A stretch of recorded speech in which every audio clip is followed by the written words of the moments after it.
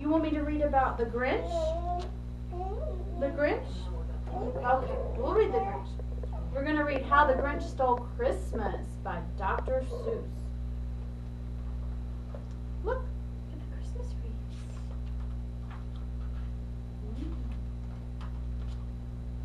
See the tree? Tree's bright.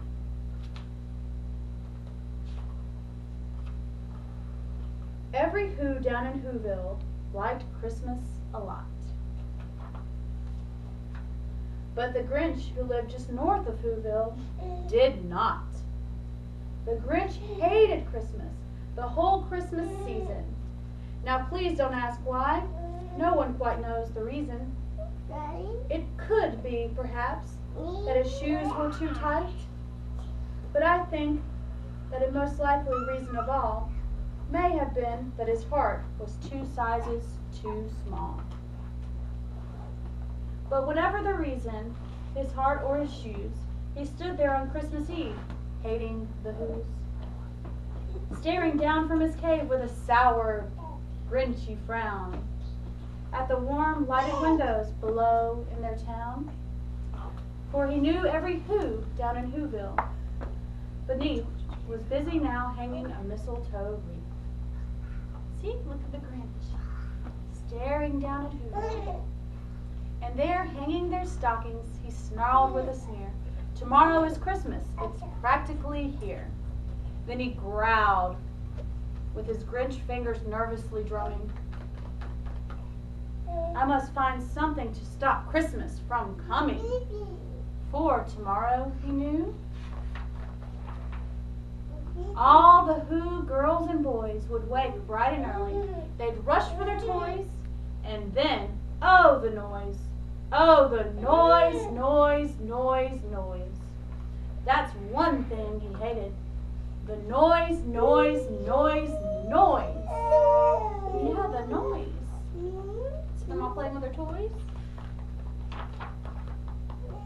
Then the Whos, young and old, would sit down to a feast. They'd feast, and they'd feast, and they'd feast, feast, feast.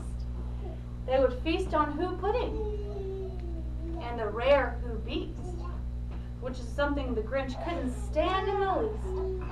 And you see all of them sitting down at dinner? And then they'd do something he liked least of all. Every Who down in Whoville, tall and small, would stand close together with Christmas bells ringing. They'd stand hand in hand, and the Whos would start singing. They'd sing, and they'd sing, and they'd sing, sing, sing, sing. And the more the Grinch thought of this Who Christmas sing, the more the Grinch thought, I must stop this whole thing. See them sing? Why, for 43 years I've put up with it now. I must stop this Christmas from coming. But how? Then he got an idea, an awful idea.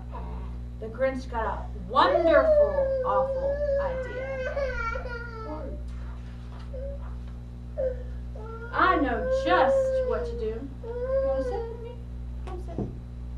Come.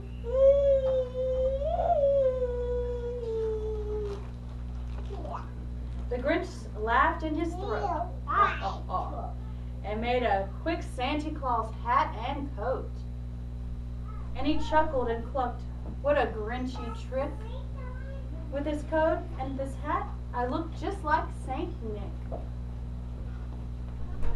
I'm late. No, it's okay. I'm always late. That's okay. We're reading How the Grinch Stole Christmas. We've got floor pillows, we've got little stools, they can sit wherever they want. Where do you want to sit? Do you want to sit up there? All I need is a reindeer. The Grinch looked around, but since reindeer are scarce, there was none to be found. Did that stop the old Grinch? No, the Grinch simply said. If I can't find a reindeer, I'll make one instead. So he called his dog Max. And he took some red thread and he tied a big horn on top of his head. See the doggy with the horn on his head? Then he loaded some bags and some old empty sacks on a ramshackle sleigh and hitched up old Max. Then the Grinch said, "Giddy up!" and the sleigh started down towards the homes where the Who's lay snooze.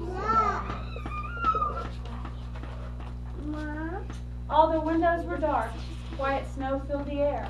All the Who's were all dreaming sweet dreams without care. When he came to the first house on the square, "'Tis the stop number 1, said the old Grinch, claws his, and he climbed to the rooftop, empty bags in his chest. Look, you see them Grinchies climbing their house like Santa Claus. This is the naughty Santa Claus. Then he slid down the chimney, a rather tight pinch. But if Santa could do it, then so could the Grinch. He got struck all at once, for a moment or two. Then he struck his head out of the fireplace flue, where the little blue stockings all hung in a row. "These stockings," he grinned, "they are the first thing to go." Oh no, he's taking their stockings. Then he slithered and slunk with a smile most unpleasant around the whole room and took every present. Pop guns and bicycles, roller skates, drums, checkerboards, tricycles, popcorn, and plums. And he stuffed them in bags. Then the Grinch, bearing number, stuffed all the bags one by one up the chimney. He's taking all the presents. Oh no. Yeah. Then he slunk to the icebox. And he took the Who feast. He took the Who pudding. He took the roast beef. He cleaned out that icebox as quick as a flash. Why, that Grinch even took the last can of Who hash.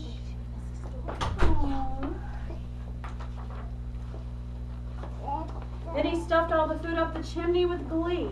And now, Grinch, I will stuff up the tree. Then the Grinch grabbed the tree and he started to shove. When he heard a small sound like a coo of a dove, he turned around fast and he saw a small Who, little Cindy Lou Who was not more than 2. The Grinch had been caught by this tiny Who daughter, who got up to bed for a cup of cold water. She stared at the Grinch and she said, "Santa Claus, why? Why are you taking our Christmas tree? Why?" "Oh, taking a Christmas tree." "Yeah." But you know that old Grinch was smart and so slick.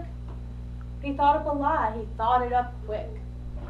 "Why, my sweet little tot," the fake Santa Claus lied, "there's a light out on this tree that won't light on one side. So I'm taking it home to my workshop, my dear. I'll fix it up there, then I'll bring it back here." And his fib fooled the child. Then he patted her head, and he got her a drink, and he sent her to bed. And when Cindy Lou Who went to bed with her cup, he went up the chimney and stuffed the tree up. Then the last thing he took was the log for their fire. Then he went up the chimney himself, the old liar. On their walls he left nothing but hooks and some wire. And then the one speck of food that he left in the house was a crumb that was even too small for a mouse. Look, even a mouse.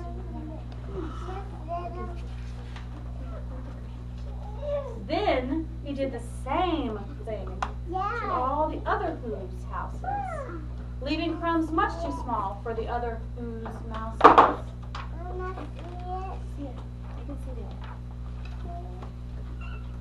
Oh wow, look at his sleigh now. Look at his sleigh. It's got all this stuff in it.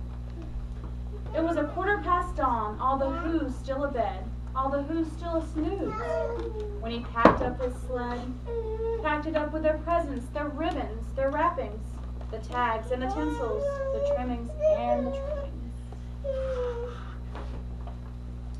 3,000 feet up the side of Mr. Crumpet, Mount Crumpet. He rode with his load to the tip-top to dump it. Pooh-pooh on the Who's was Grinch's Grinchly humming. They're finding out now that no Christmas is coming. They're just waking up. I know just what they'll do. Their mouths will hang open for a minute or two. And the Who's down in Whoville will all cry, boo, boo, boo. Oh, that's a mean Grinch. He took all their toys. That's not nice. That's a noise, grinned the Grinch, that I simply must hear. So he paused, and the Grinch put his hand to his ear. And he did hear a sound rising over the snow. It started low, then it started to grow. But the sound wasn't sad. Why, the sound merry. It couldn't be so, but it was merry, very merry. He stared down at Whoville, the Grinch popped his eyes, then he shook when he saw a shocking surprise.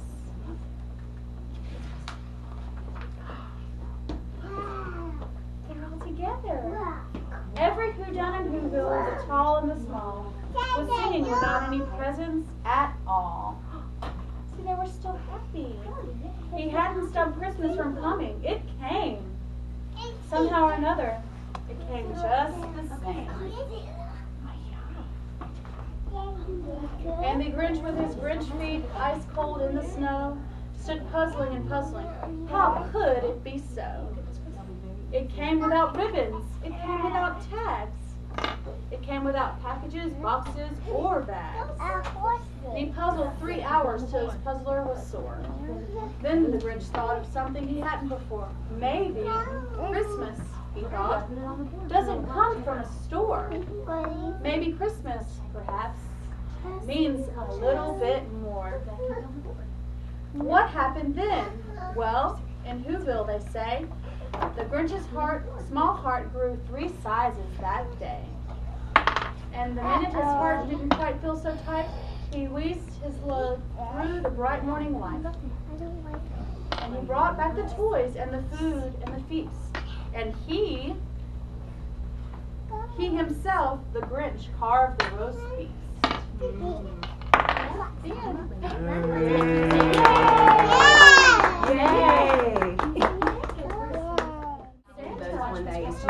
Santa's in a hurry to make it on time for Christmas.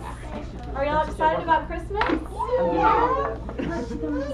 Hi, baby. Sit down. You want to sit in Mommy's lap or are you going to sit there? Very good. Thank you. Thank you. Hurry Santa by Julie Scott. Seuss. It was Christmas Eve, Santa's busiest time of the year. But Santa was fast asleep, snoring under his blanket. Wake up! Squeaked Santa's little mouse, tugging at his beard. Hurry, Santa! You can't be late tonight. Ouch! Cried Santa, sitting up and rubbing his chin. Goodness, is that clock right? The alarm didn't go off and I overslept. Santa's overslept. Santa leaped out of bed and began to pull on his clothes. He was in such a hurry that he put both his feet in one pants leg and fell flat on his face. Hurry, Santa, meowed the cat. You can't be late tonight. No, I can't, agreed Santa, getting back up. I can't be late delivering all the presents. When he was finally dressed, Santa hurried outside to his sleigh. He picked up the harness and he tried to put on the reindeer. But the reindeer weren't there. Oh no, cried Santa. Where can they be? It is Santa, you're right. The reindeer are loose in the woods, called the fox. You better catch them before they wander off. Hurry, Santa, you can't be late tonight. No, I can't, agreed Santa, running toward the trees. We're rearranging here. Deep in the woods, some of the reindeer were having a snowball fight. Ah! Shouted Santa as a snowball hit him right in the face. Look, Santa got hit in the face with a snowball. Oh, no. Silly reindeer. Hurry, Santa, hooted the owl. You don't have time to play in the snow. But I wasn't playing, said Santa. He searched all over for the other reindeer, but they were nowhere to be found. I hope you four can pull the sleigh tonight by yourself, she said. Come on, we've got work to do. Oh, look. There's Santa the reindeer. See? Yeah, coming to deliver Christmas presents. At last, Santa took off, steering the sleigh toward the moon. Go, reindeer, go, he shouted. We can't be late tonight. Around the world they flew, delivering their presents. Down again, called Santa, turning the sleigh toward a farm. Hurry, Santa, answered the reindeer. We're miles from anywhere, and the night's almost over. I'm doing my best, said Santa, clicking the reins. Look, guys. Look at Santa. Oh, look, Santa. Before he knew what was happening, the reindeer quickened their pace. Whoa! Santa cried, but it was too late. Landing with a bump. The sleigh skidded crazily across the snow. Oh dear! Crash. The sleigh got stuck in a giant snowdrift. Santa scrambled to his feet and rubbed his bruised bottom. Nothing broken, but we must hurry. Santa crashed in the snow. Uh-oh. When the reindeer had entangled themselves, they tried to dig up the sleigh.